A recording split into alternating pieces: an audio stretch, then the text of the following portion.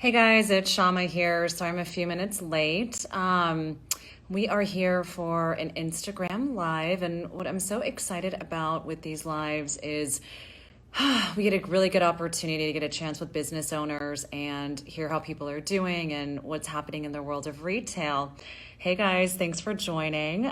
So today we're going to be talking with a brand who does a bit of bridal wear, and unfortunately we've only got a few minutes, but let's see if we can go ahead and get her on the line, and we will keep on moving. All right, let me pull her up. Laura, where are you? So Laura Kass does custom and bridal jewelry.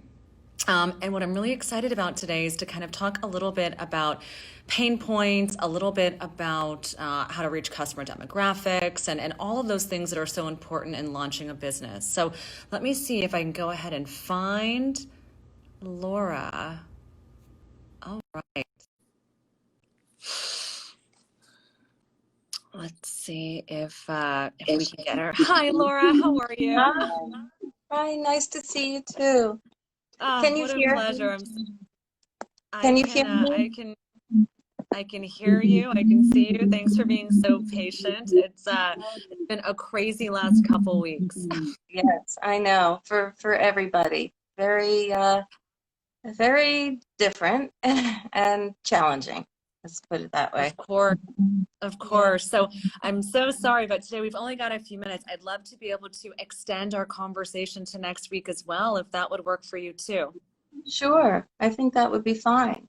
Thank you. Perfect. So you'll get a little bit more time. Today will be part one. We'll kind of get a bit of an overview of the brand and what's going on in your business. We'll jump into it for a few minutes. And then I hopefully maybe I'll get a chance to give you some homework or some things to think about between now and next week. How does that sound?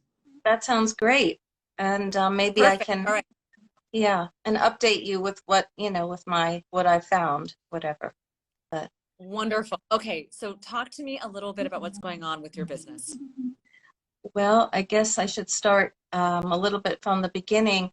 I started my brand of jewelry, eco-friendly and custom, mostly custom Okay. jewelry and some scarves, some knitwear. And I started it 4 years ago, and I've mainly sold at shows, at various events, at pop-ups all over, mostly the East Coast because I'm based in New York City. And things have been moving, up until a few months ago, have been moving pretty nicely. I haven't made big inroads into the bridal world, I think because it's changing a lot right now. Absolutely. Uh, Changing yeah, a a lot. Yeah, that's what I felt. So I came in at that point of change. So I've been trying to find my footing there. The interesting thing is that I'll go to a regular event, a show, a store, a boutique, and show my jewelry, and then people will buy it for weddings lot. or yeah. So Without you uh, having to sell it as such. People are right, actually wanting it. Got it. exactly. So people, the feedback I get from customers is that they see my jewelry for special occasions, Okay. anniversaries, Mm-hmm. uh, weddings, milestone birthdays, Got it. graduations, everything. And I've loved over the 4 years. My customers have told me so much. I've learned so much about the brand from the customers, and I love that give and take, the exchange, and I'm enjoying it more and more. And then all of a sudden, you know, uh, coronavirus, and no more shows, no more of anything that I was doing to sell. Now, I did realize that I have to become more of a more online, more digitally focused. Got your But website. yeah, but I haven't been able to Talk to do me it. about that. Well, I haven't figured out how to position myself Hmm. there online that well. Um, I just I know I have to change my website. I'm trying to figure that out. Sure. Um, last time with your conversation with Laura, Viv, and Edie, since her brand is somewhat similar, Yeah. you had mentioned a company called One Atelier, Mhm. and they do a lot of custom work. And I looked at their website, and you've already helped me because I think that I have to change my website to be much more similar to Mm. that. Mm. Uh, People can design their own creations and feel more connected. Yep. right. So I've also been selling a little bit on Instagram because That's going. How's the traffic been and what are your customers like on there? yeah, they my customers are, I don't have that many followers, Hmm? but they really are supportive though. That's So few but supportive. Yeah. So I appreciate them. They are usually people who are creatives. They are designers. okay. They of all different types. And once in a while, once I post something Hmm. that's to them, they'll DM me and asked me. I love And that. yeah, and that was happening a lot until around the holidays when I started focusing on in real life events. Hmm. And then my Instagram selling kind of fell back a little bit. I see. I have to go. I know I need to probably do that a little bit more. But so how to really speak and grow the Hmm. kind of customers that like my work. Maybe I should show you a little bit. I have Love an to example. let's do a sneak peek. Okay, well here is something that I have. So this is What's the retail on those? yeah. So this I'd sell about 175. Okay. One.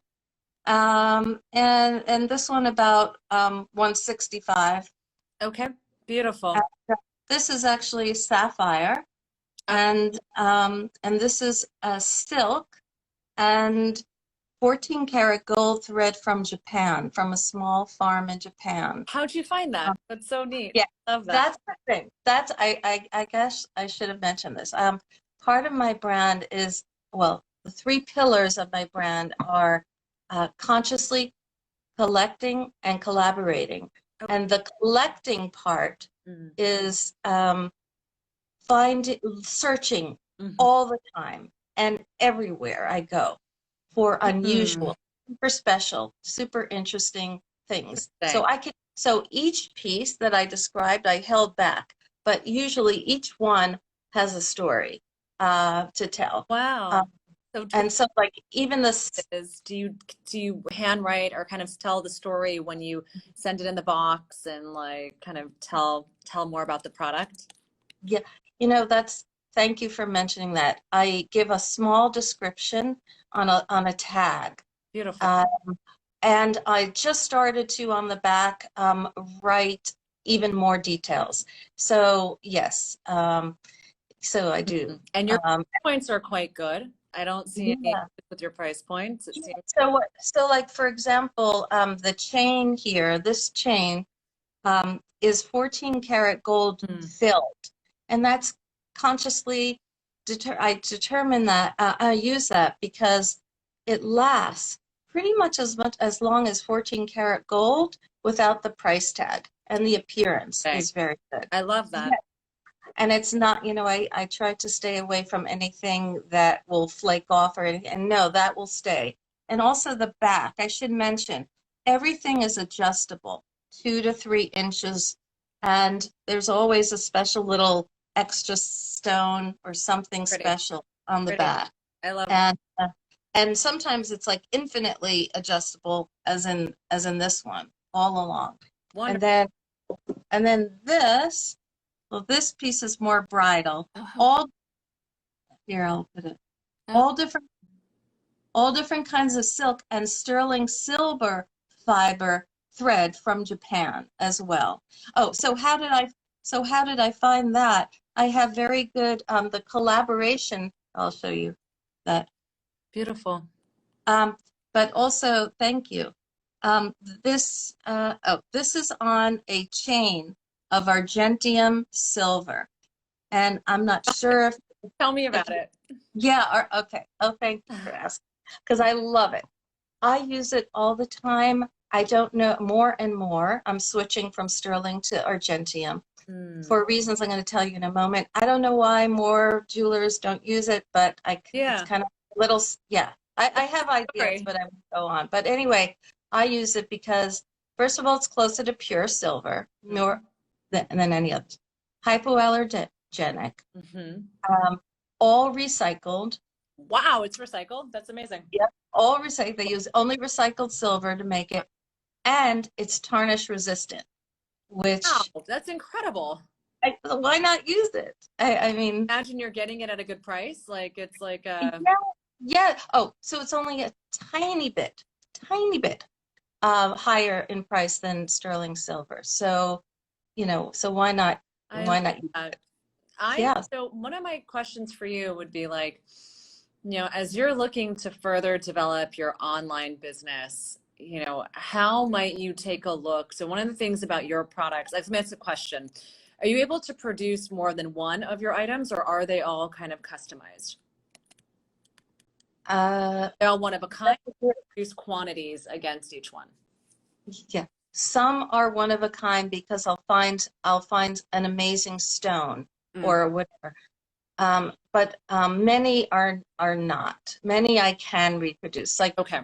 what has been very popular, which so popular that I don't have an example of it, but it's on my on Instagram. You could see is Tahitian pearls, Oh, pretty. and So pretty. so but everybody wants their take on the Mm, Tahitian pearl necklace. So they'll want a lighter color one. They'll want a silver color, they'll want the black color, and then they'll mhm. want different. So I could do all different, that's very easily customized. Replicable. Yeah, yeah, yeah, yeah. So as far as I guess looking at your assortment or planning for e-com, like what I very much would love to kind of pick up the conversation next week would be around what are the products? Like when you take a look at your business online, the way that we want to start to create that is a combination of one of a kind pieces. And then also, what are the items that you can continuously sell through in terms of mass quantity, right? What can you produce at scale?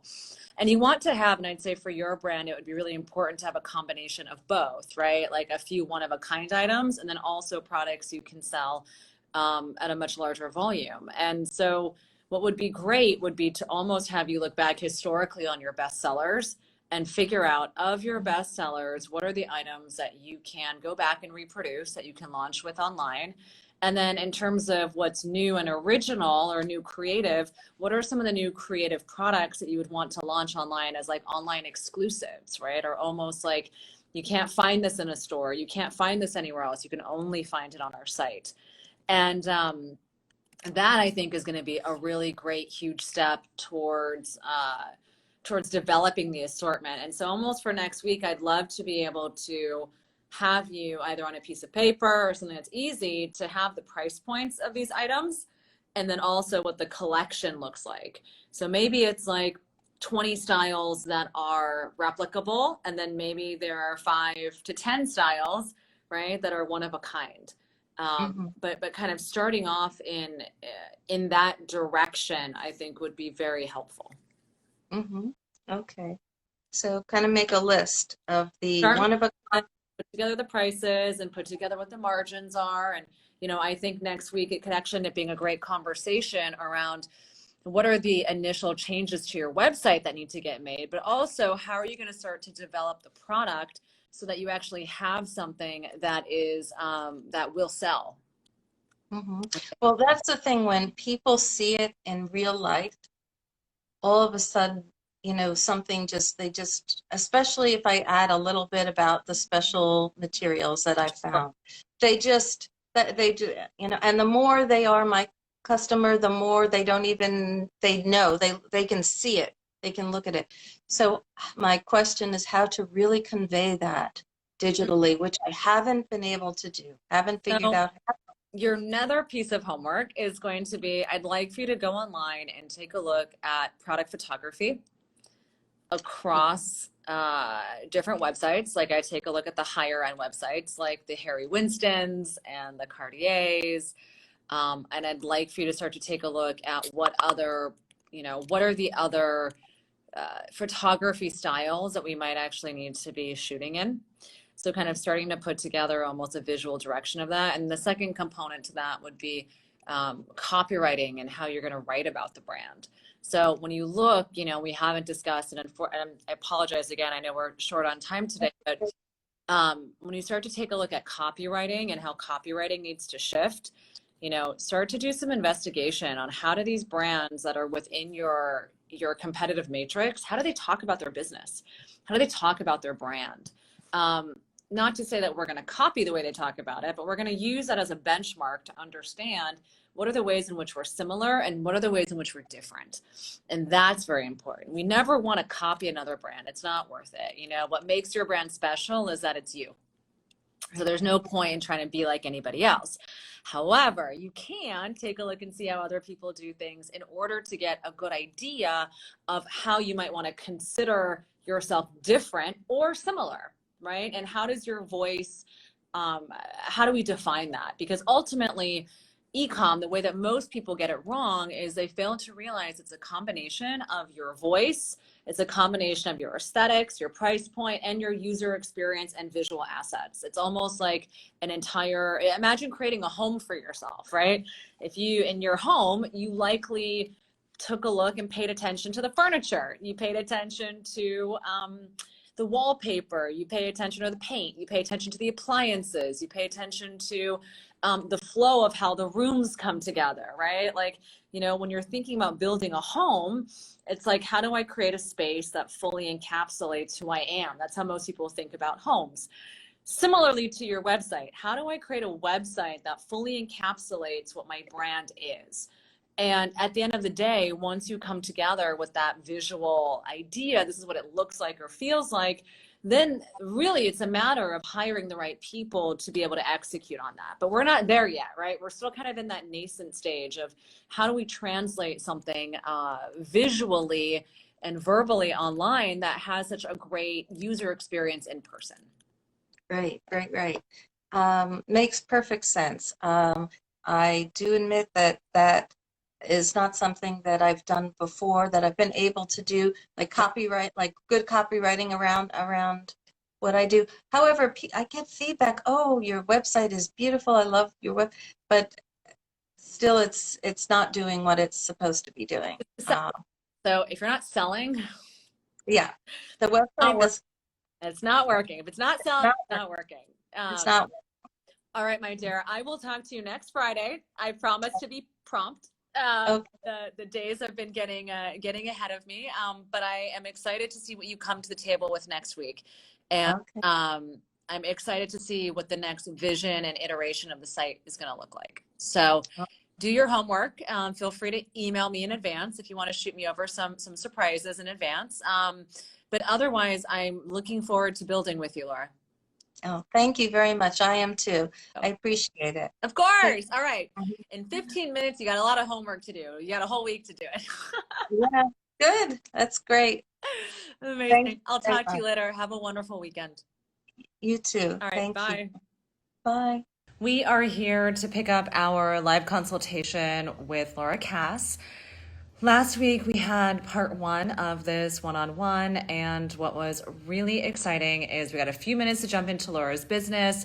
We started to find out a little bit more about her struggles being trying to make some progress on an e-commerce site. And so if you guys remember last week, we had a little bit of homework for Laura. And when we started to go over the homework, it was to really kind of sit down and put together what were the styles that she wanted to go live with on her website, and actually starting to pick apart a little bit more of how her images need to be changed, and then also what the copy needs to look like. So guys, as we all know, during this time of COVID and the crisis, so many businesses have started to understand what their needs are when it comes to actually, sorry guys, I feel like my video keeps shifting. But we started to unpack exactly what needs to happen for a brand to be able to go live on e-com. It's certainly not just a matter of taking a couple images and putting them up on the site. You've got to have a very clear strategy when it comes to being able to grow your e-commerce business. So that means really having a curated perspective on lifestyle images, what your images have to look like for e-commerce, being able to understand the merchandising, the assortment planning, and certainly wanting to make sure that your copy and everything else kind of pulls together in a nice 360. So we are going to jump back in with Laura. We're going to see how the homework went. I have it in front of me. And we're going to go through some next steps on helping her get her business ready to go for e-com.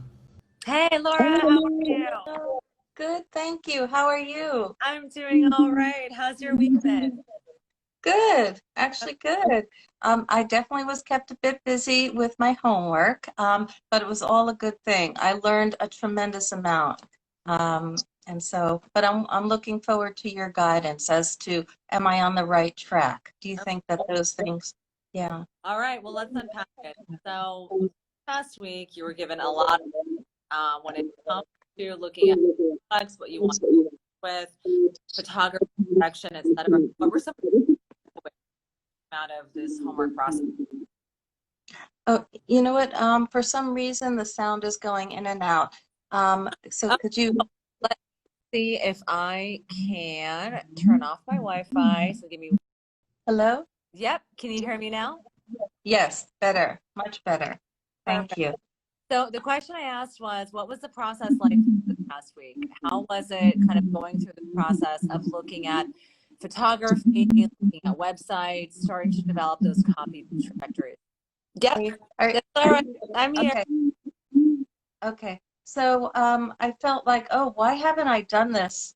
Why didn't I do this earlier? I think I did it during my many years ago, but I hadn't done this recently.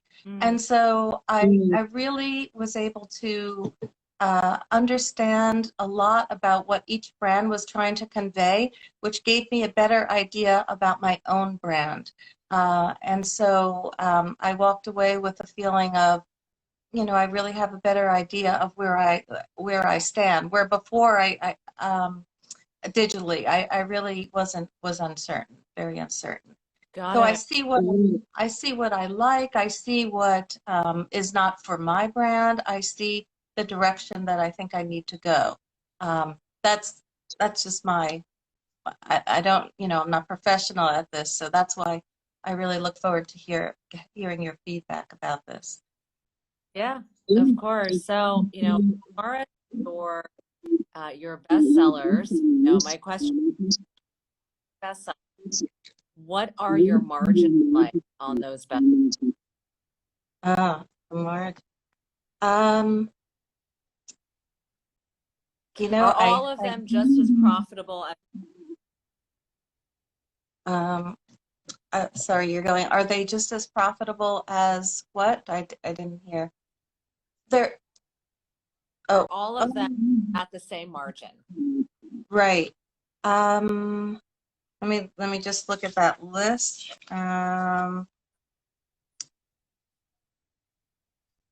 They're all around. They're priced so that the margin is all about the same. Exactly. But I can't say exactly. Haven't done the work to give you an exact number, so I don't know the exact number. But they're all priced so that that it's a good margin for the brand. Okay, perfect. And when you were starting to look, let me know if you can't hear me, and I'll try to fix my connection again. But as at some of these pieces of feedback, I'll kind of go through the one-of-a-kind scalable piece. One-of-a-kind, how many units of those are you? One or five? How many units? I only heard how many units. Let me try to fix my connection one more time. Can you hear me at this point? Yes. And the image is clear, which is a good sign. Okay, super. So my question was, on the one-of-a-kind pieces, are you looking at them as one of a kind, or can you make a few of those?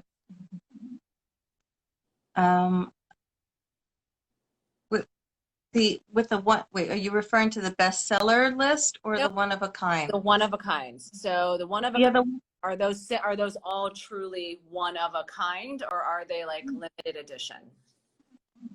oh, I see. I see what you're saying. Let me just look at my list. Is- they're limited, mostly limited edition. Okay, Um, no problem. but I have a wonderful source of beautiful antique buttons, believe it or not, that look jewel-like. And they're from the 1700s and 1800s. Some I have multiple limited edition, but some there's just one, and that's it. So, but Awesome. mostly it's limited edition. Great. So what I'm envisioning on your website is a shop section that has the different categories that you're shopping, and one section that is really considered limited edition. Uh-huh. And we Very good. have a limited edition category, and that's going to be a category that we're able to explain to people as these are precious, pieces, and they come in limited quantities. Many of them are vintage, and make sure that the copy actually really reflects the limited edition nature in each of those pieces. Some of them may be one of one, some of them may be one of five, but I would be very clear as far as how limited those items are. Great. Okay. Yes, I've posted that on Instagram, but not on my website.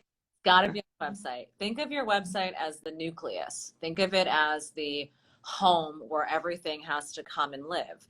So every single piece of content, every single branded touch point you have eventually has to come home.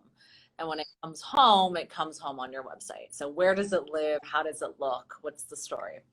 Now, on the scalable pieces, tell me about the lead time to production on those scalable pieces and how many units you can produce as a minimum order quantity.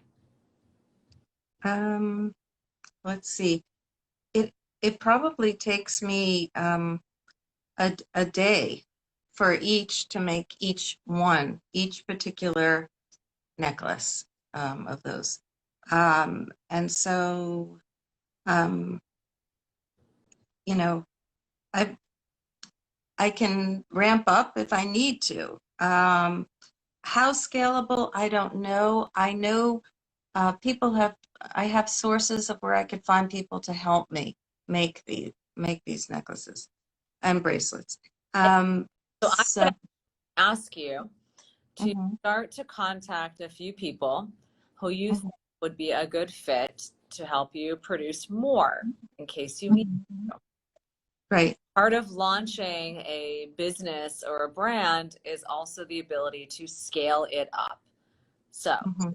you need to know who you have at your disposal, because what happens if all of a sudden we rebrand the site, we get some marketing, and you have 1,000 orders of one style? Oh yeah.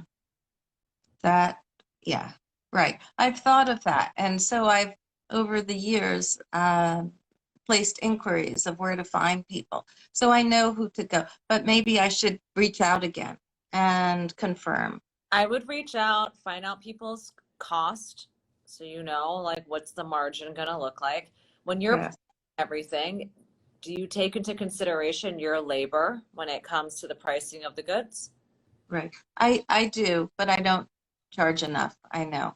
I, So I know. I'm definitely guilty of that.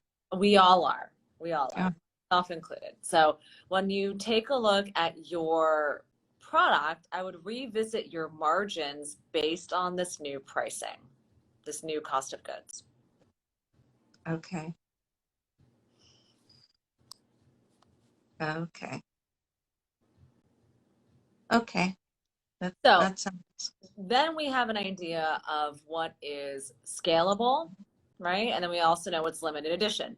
For all intents and purposes, until you actually have production for these products, you are in essence operating on a, you know, limited edition basis, right? Like that is really important, right? It's like everything at this point is limited edition until you actually have the ability to produce at scale. Right.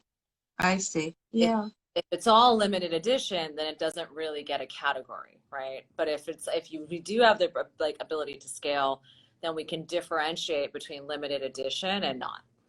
Right. I know in the past I got the jewelry in front of some big retailers, and I heard, they didn't say this to me, but I found out they were very interested, but they thought that I was not capable of scaling up. I mean, without even asking me, they just knew that because they were very big. And And so they I know, they can find questions. So if someone says, "Oh, it's almost like they'll know just from asking, from hearing your responses to certain things, I they'll know, they'll know whether or not you're ready." right. That's yes, it's very good for me to remind me of those lost opportunities. I can think of two right now that were pretty large and just kind of fell through. So, And that happens when, they'll ask you questions like, "Oh, where's your fulfillment center?" Or like, "Oh, like how many units are you shipping a month?" Right? right, You say right, 1,000 units a month, that's different than shipping 30 units a month. If your that's right. center is your studio, that's different than if you're shipping out of a warehouse, right? So Right. there are kind of key indicators here that let a retailer know whether or not your business is at that level or ready to scale. But that's simply a matter of being able to say the right thing. So sounds like at this point, maybe you've learned what the right things are to say. I still could use some advice, but Or I'm learning. I'm trying. I'm always learning, uh, which is I think for anybody, anywhere, in almost any field, you want to always be learning. of course. Of course. Yeah. So let's keep going through this exercise. So we've done a little bit of the merchandising. It sounds like you have some good strategic direction on some operations planning. So who do you have on staff to help you scale up? That's really important. What are the opportunities that you have on limited edition? So making sure that and reworking your cost of goods based on these new people who are going to be producing for you. Very important because we tend to cheapen our own labor, Mhm. and that I think is something that a lot of small businesses get into trouble with is how Yeah. they own labor. Okay, so photography, close-up photos, enlargeable photos, multiple photos of the same piece. Great, that's all very consistent. I think that's really good feedback.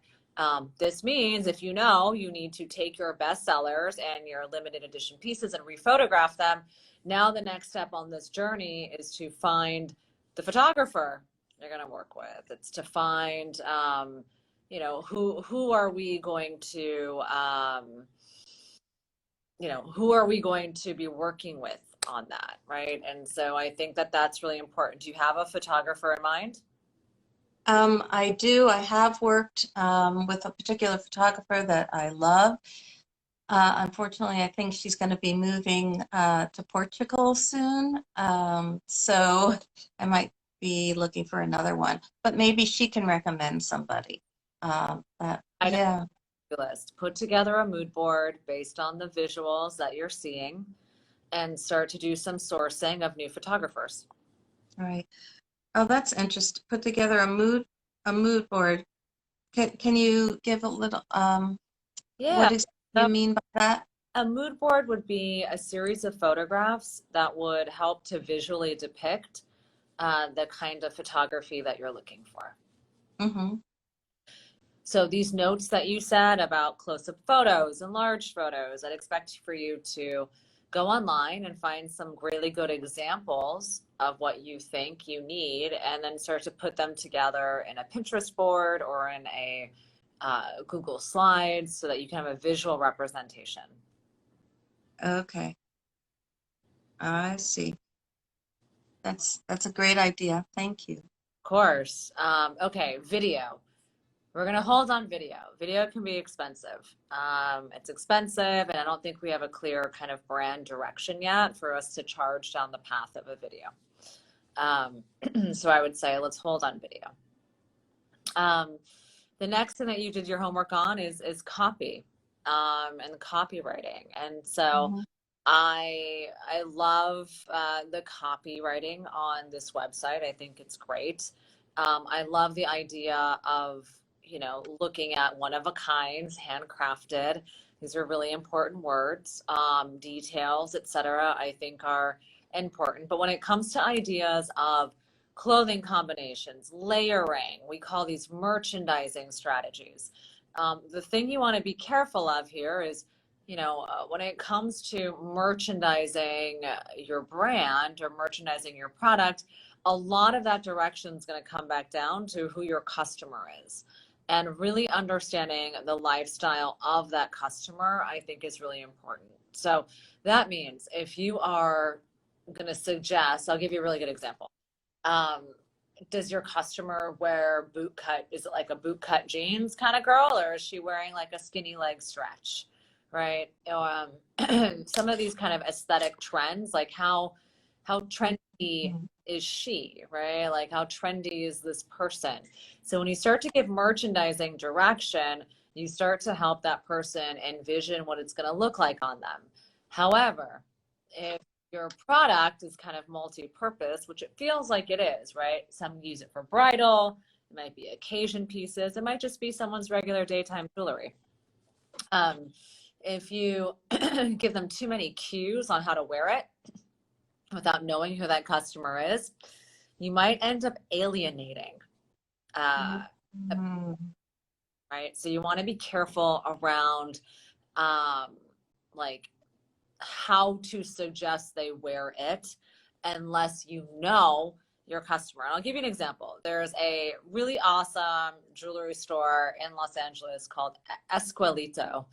And it's like so amazing and really, really cool. And they are really big. All of their emails are about stacking jewelry. It's all about like the rings are stacking. The everything is about stackables, right? And so they realize that their customer is one that like that is an aesthetic that their customer really hones in on, right?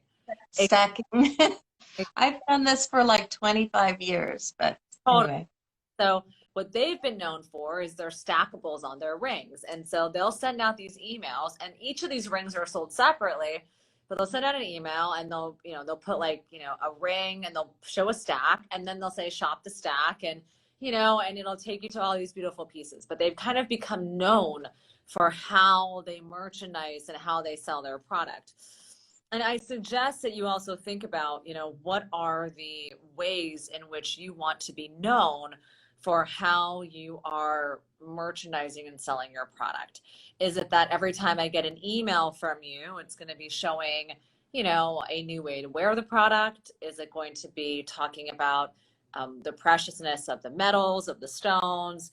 Is it going to be talking about occasion? Like what is the thing?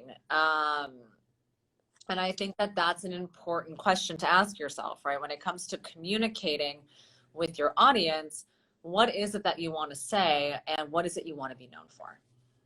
Yes, that's a very great point. And it all makes perfect sense. And since I do have an idea of the my customers, I really do. Um, this what you've suggested, doesn't seem that difficult because I do have an idea. I really do. And so you're right about telling them, suggesting what to wear. I don't think my they're not into that.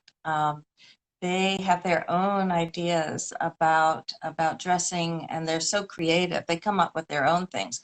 So I have had success in real life pop-ups events to just highlighting the uniqueness of each stone or the unusual threads from Japan and sterling and gold that I use, and the Muga silk that's the most rare silk in the world. You know, the whole, I should just stop right here because I get so excited. And so then my customers get so excited. They do like that. And so that you've given me a wonderful direction to go in with those emails. That was going to be a question that I had. Like, so how do I establish this very nice site, a website, but how do I get people to go there? You know, what kind of marketing? You're about 3 months out from your website. Wow. Yeah. I think that's what I figured. Yeah. June, July. Yeah, that's exactly what I figured. Yeah. The first step is going to be you've kind of honed in on the products. The next step is to develop the visual direction of the photography. It's going to take you some time to set up the photo shoot, to do the editing. You're probably looking about 30 days for your entire photography to be done from when you start planning it. Your copywriting is going to take another, 30, 60 days. The website design layout is going to take and UI UX is going to take about another, simultaneously, but you're probably looking at, again, another 60 days to kind of go through and make sure that you have all the functionalities and all of the components that you want. So you're not looking at, by the time you're ready to start marketing and having traffic to your site, you're probably looking at something that's closer to the fall. And, to think about the marketing touch points now, very important, but also not the priority. So your marketing touch points will obviously be your Instagram account, which is going to have to have a visual makeover similar to your website, meaning as your website develops and changes, so too will your Instagram and all of your other social media points. And then when we take a look at things like, your other forms of marketing, obviously we're looking at your newsletter marketing. That's very important. We're also looking at, aside from newsletter marketing, we're also thinking about paid advertising. So that's something we'll want to consider as well. But I would say, Laura, so here's something that people mostly come to me for is they'll say, I need help with advertising. And I'll say, no, you need help with your brand. Like you create a very strong brand. It's very easy to advertise. People who have a hard time with advertising either are missing two things. One is a strong brand, or the other is a budget to advertise properly. So if you right now are thinking about what do I do next, it's really building the foundation of the brand. That's what you got to focus on. Great. Well, a few years ago, I worked with a branding and fashion marketing expert, and I loved the experience. It was over, for many reasons, it was over a few months. And that's when we developed the consciously collecting and collaborating. And for each word, there's so much I can give you right now. But so I feel like I did a lot of that work, but I guess I'm not conveying it in everything else. Yeah, so and at our agency, what we do is like our funnel, like the way that we'll take clients through a launch will be like through the brand DNA, which it sounds like what you have, which is like all the internal facing stuff, right? Who are we? What do we believe in? What's the value system? What's the mission? Who's the customer? It's like the brand DNA. That's like very internal, very foundational. Then you move into external, right? And when you think about external, you then move into the communication strategy. How do I talk to my customers? You move into the website development. What does it look like? You move into graphic design, right? How does that get translated in logos and assets?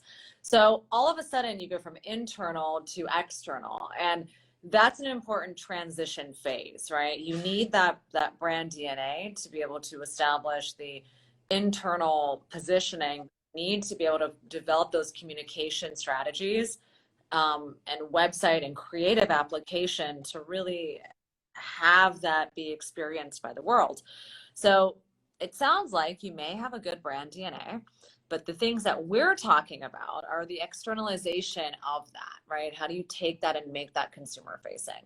So there's still some ways to go, right? There's still some communication. Here's what we say, here's what we don't say.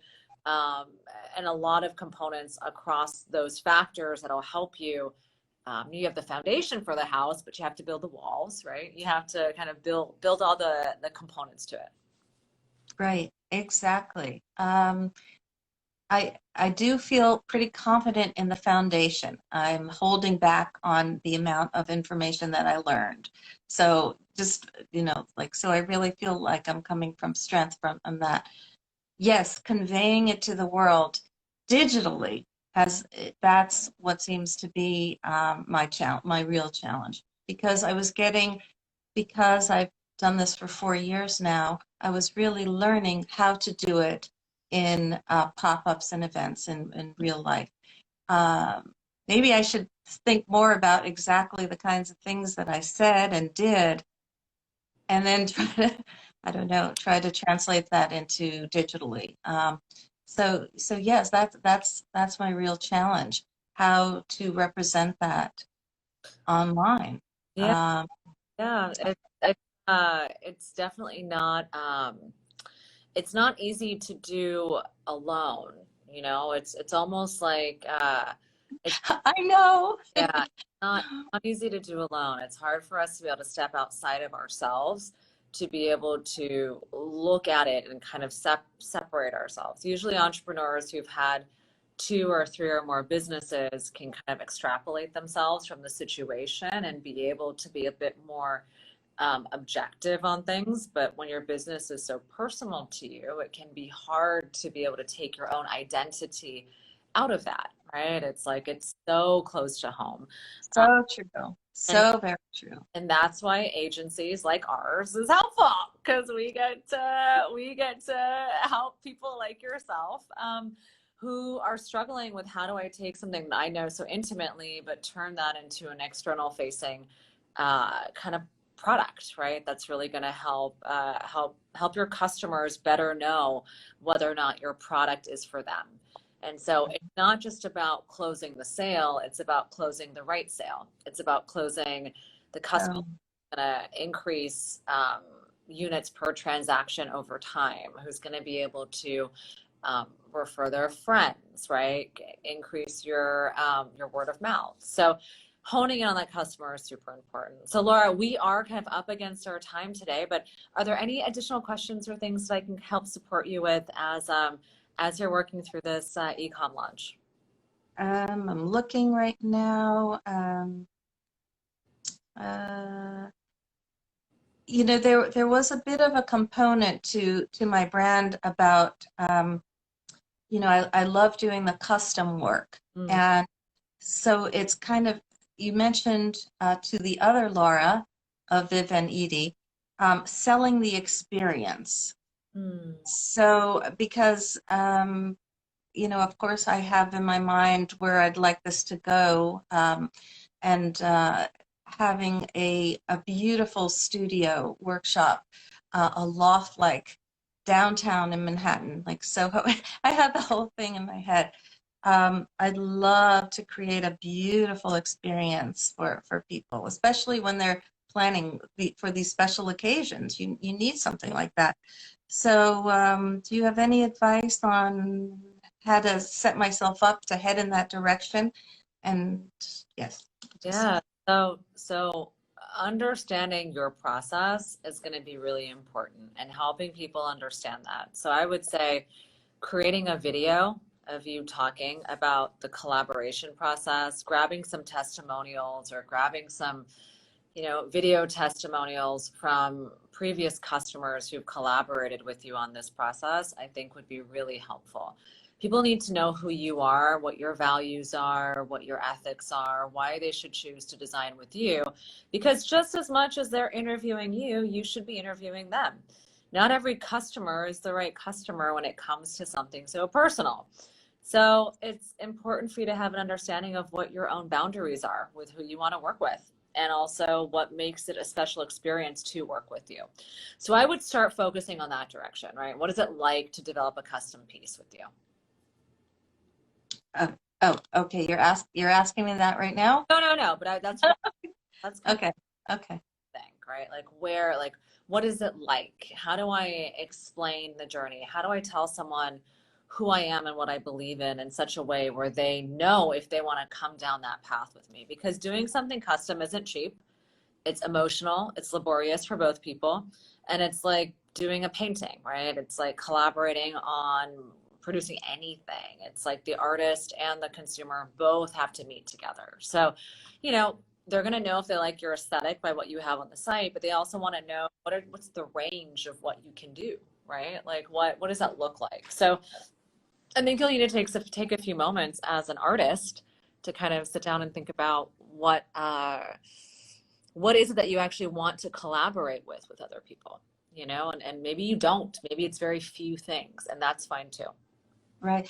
No, you're sending me right back to my real life experiences at these events where, you know, I'd have wonderful interactions with customers. So I'm going to go back to those in my mind so I can learn about those and then, you know, talk to my customers in a video. I mean, talk to people in a video as I would to them, informing them about what the brand is about and what, you know, because it's worked increasingly well in person, but video is a whole new thing for me. Well, get I'm with it. You're here with me today live on videos. Yeah. That's a big step. I mean, I have had a lot of Zoom calls because I've done a lot of networking over the 4 years, Sure. which I'm glad to say that at first it seemed very it was intimidating, but the more I did it, the more I liked it. Mhm. And I've come to really look forward to it, and I miss it right now. But anyway. Well, we will be back to a new normal soon, and until we get there, you have some really valuable moments to build and to charge forward with your brand. So it's been a pleasure. Thank you for your time and energy. Thank you so much for your great advice, and don't be surprised if I contact your, you know, scaling retail for my growth going forward. Laura, you better contact us going forward. Okay. We'll talk to you. Have a great weekend. Thank you. Same to you. Take care. Bye.